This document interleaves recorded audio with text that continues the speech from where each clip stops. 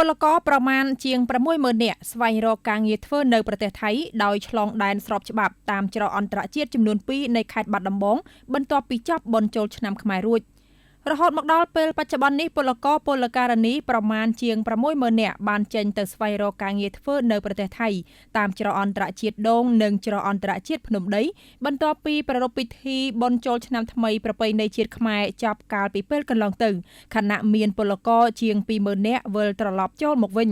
លោកស្រីជាច័ន្ទចរិយាប្រធានការិយាល័យមុខរបរនិងហត្ថពលកម្មនៃមន្ទីរការងារនិងបណ្ដុះបណ្ដាលវិជ្ជាជីវៈខេត្តបាត់ដំបងបានផ្ដល់បទសម្ភាសន៍ជាមួយក្រុមការងារវិទ្យុជាតិចំការចេកខេត្តបាត់ដំបងកាលពីថ្ងៃទី19ខែឧសភាឆ្នាំ2025ថាបន្ទាប់ពីចូលឆ្នាំខ្មែររួចមកគិតចាប់ពីថ្ងៃទី17ខែមេសារហូតដល់ថ្ងៃទី18ខែឧសភាឆ្នាំ2025យើងមានច្រកអន្តរជាតិ2ធំៗដែលមានពលករចេញចូលច្រកអន្តរជាតិដងមានពលករចូលមកចំនួន2432នាក់ពលករចេញចំនួន28495នាក់ច្រកអន្តរជាតិភ្នំដីមានពលករចូលចំនួន19299នាក់ពលករចេញចំនួន33628នាក់ចំនួនពលករដែលគាត់ចូលមក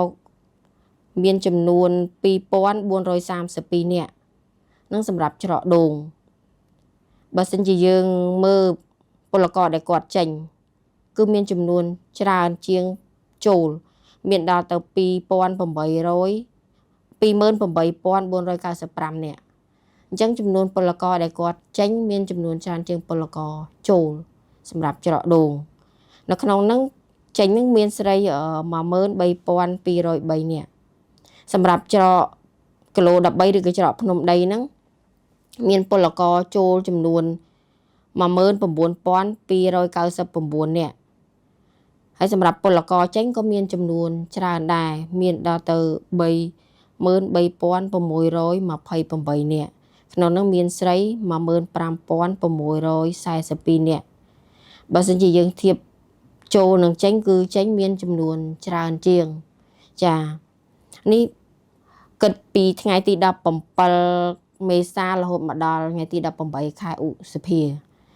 លោកស្រីបន្តថាយើងមានច្រកតំបន់3ទៀតគឺច្រកតំបន់អូរំដួលច្រកតំបន់ឆក់រកា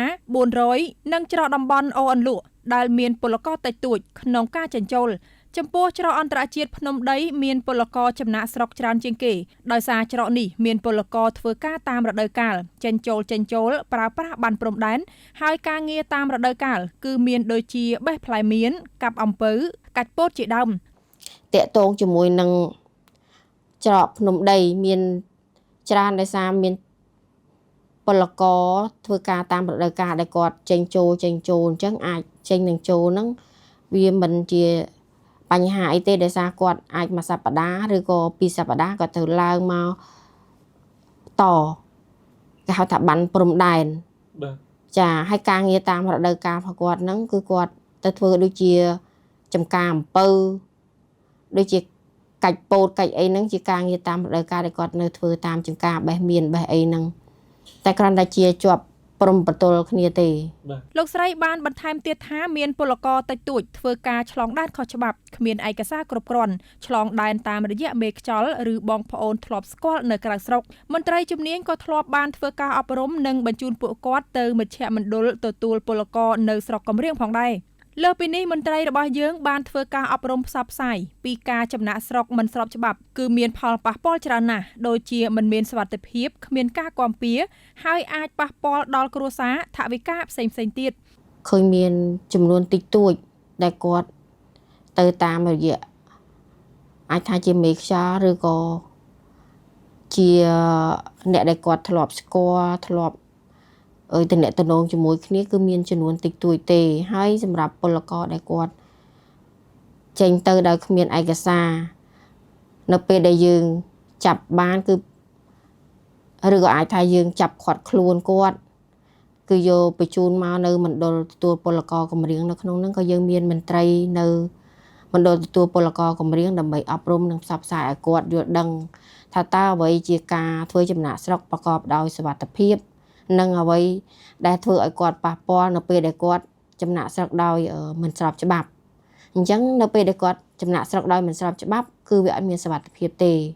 ហើយក៏ប៉ះពាល់ទៅដល់ទាំងគ្រួសារឬក៏ថវិកាផ្សេងនៅពេលដែលគាត់ចេញទៅធ្វើចំណាក់ស្រុកដោយមិនស្របច្បាប់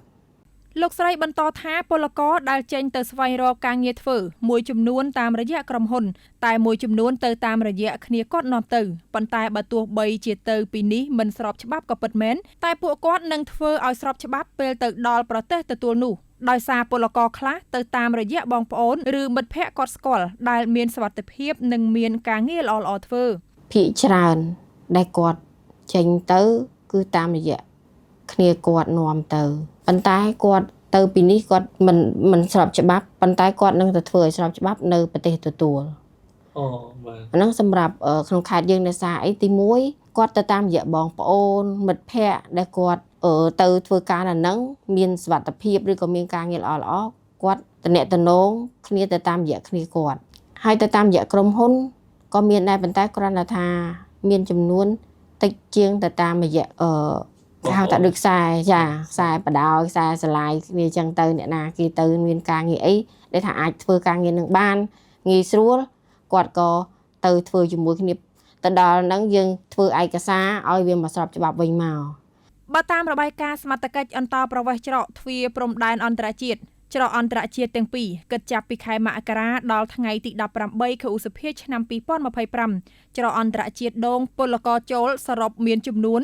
58,066 នាក់ស្រី 25,974 នាក់ពលករចេញសរុបចំនួន 52,309 នាក់ស្រី 24,749 នាក់ច្រកអន្តរជាតិគីឡូ13ភ្នំដីពលករចូលសរុបចំនួន